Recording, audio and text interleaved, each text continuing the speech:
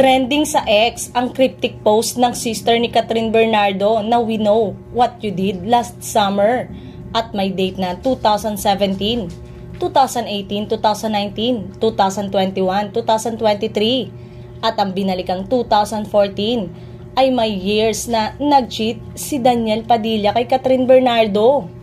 Ang galing ng fans at binigyan ng meaning at story ang cryptic post na yon ni Kay Bernardo. Kulang na lang pangalan ng mga girl na na-involved kay Daniel pero parang hindi naman totoong nagka-affair si Daniel at isang aktres na nakasama niya sa pelikula. Baka si Daniel nagkagusto sa aktres pero si aktres, kaibigan at katrabaho lang ang turing sa kanya.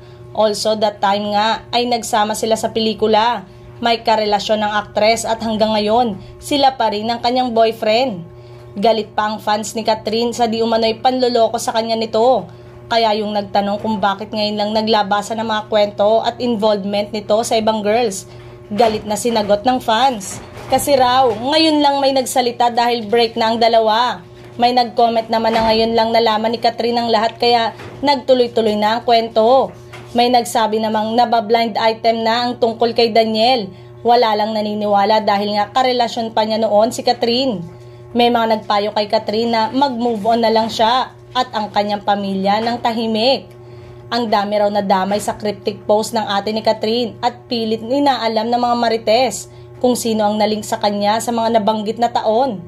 At speaking nga of Daniel, naispatan siya kahapon sa NAIA at palipad daw papuntang Dubai. Nanibago ang netizen na solo ang pag-alis ni Daniel at walang kasamang Catherine. Dawit ang pangalan ni na Jasmine Curtis, isang non-showbiz girl na model, Kay Abad, Andrea Brillantes, Barbie Imperial, Jillian Vicencio, isang Vietnamese model at Russian model. Samantalang, a mistake repeated more than once is a decision, sabi ng isang kasabihang nilike mismo ni Catherine. Marami nga ang may hinala na nalaman niyang paulit-ulit siyang niloko at tama naman ang desisyon niyang putulin ng mga bagay na yun.